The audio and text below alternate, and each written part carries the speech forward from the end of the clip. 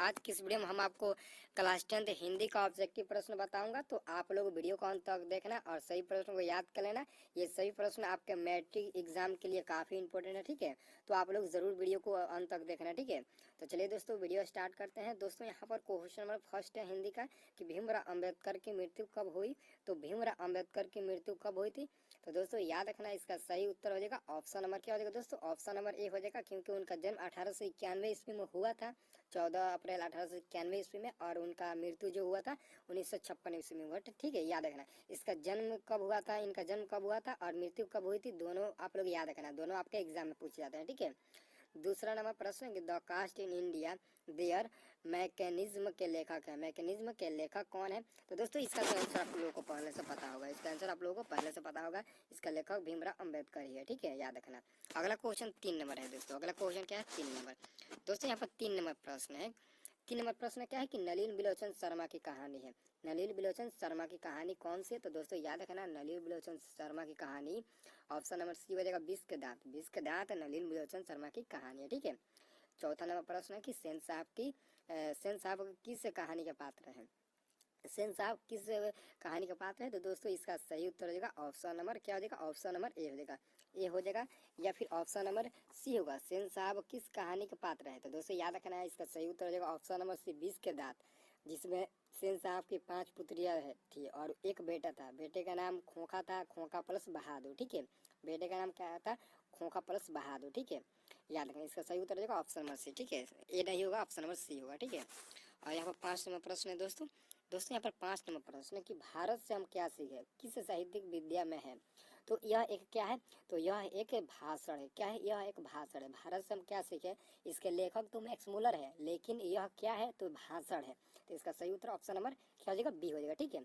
छठा नंबर प्रश्न कि कौन सी भाषा सभी भाषाओं में अग्रजा है। कौन सी भाषा सभी भाषाओं में अग्रजा है। तो याद रखना इसका सही उत्तर क्या हो जाएगा दोस्तों। तो इसका सही उत्तर हो जाएगा ऑप्शन नंबर सी, संस्कृत सभी भाषाओं में अग्रजा, ठीक है। और 7 नंबर प्रश्न देखिए तो दोस्तों यहाँ पर 7 नंबर प्रश्न आपको देखना है, ठीक है। 7 नंबर प्रश्न है कि नाखून क्यों बढ़ते हैं। यह प्रश्न लेखक के समक्ष किसने मतलब कि लेखक के समक्ष किसने उप में किया, किसने किसके उप में किया, ठीक है। तो इसका सही उत्तर क्या है, पत्नी के रूप में, मित्र के रूप में, छोटी बेटी के रूप में, या फिर नौकर के रूप में, ठीक है। इसका आंसर क्या हो जाएगा, ऑप्शन नंबर बी हो जाएगा, छोटी बेटी के रूप में, ठीक है। छोटी बेटी के रूप में ऑप्शन नंबर बी हो जाएगा, ठीक है। 8 नंबर प्रश्न कि नाखून मनुष्य का क्या था, प्राचीनतम हथियार या फिर मध्यकालीन हथियार। ये तो सबको मालूम होगा, नाखून मनुष्य का सबसे पुराना हथियार था, ठीक है। तो पुराना का मतलब क्या होगा, प्राचीन, ठीक है। तो इसका सही उत्तर क्या हो जाएगा, ऑप्शन नंबर क्या हो जाएगा, ये हो जाएगा, पुराना हथियार था मनुष्य का नाखून, ठीक है, याद रखना।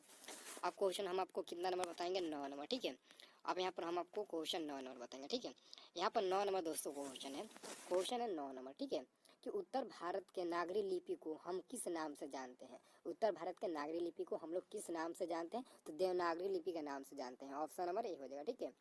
10 नंबर क्वेश्चन की महदूद गजनवी द्वारा चलाया गया सिक्का किस लिपि में लिखा गया है, किस लिपि में लिखा गया है। तो दोस्तों याद रखना इसका सही उत्तर हो जाएगा ऑप्शन नंबर ए हो जाएगा, ब्राह्म लिपि में, ठीक है। ब्राह्म लिपि में ऑप्शन नंबर ए हो जाएगा, ठीक है।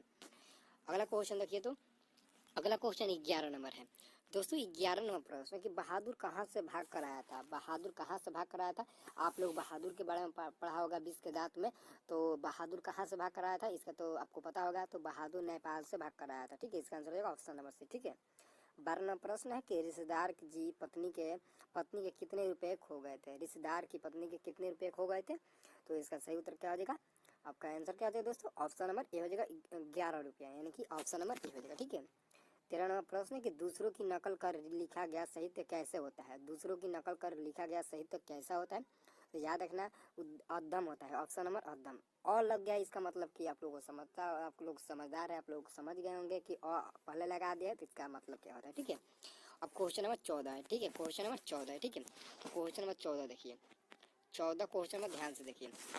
14 नंबर क्वेश्चन है कि बिरजू महाराज को संगीत नाटक अकादमी अवार्ड किस उम्र में मिला, किस उम्र में मिला। तो दोस्तों याद रखना इसका सही उत्तर हो जाएगा ऑप्शन नंबर डी हो जाएगा, 27 वर्ष के उम्र में बिरजू महाराज को संगीत से नाटक से अकादमी अवार्ड मिला, ठीक है।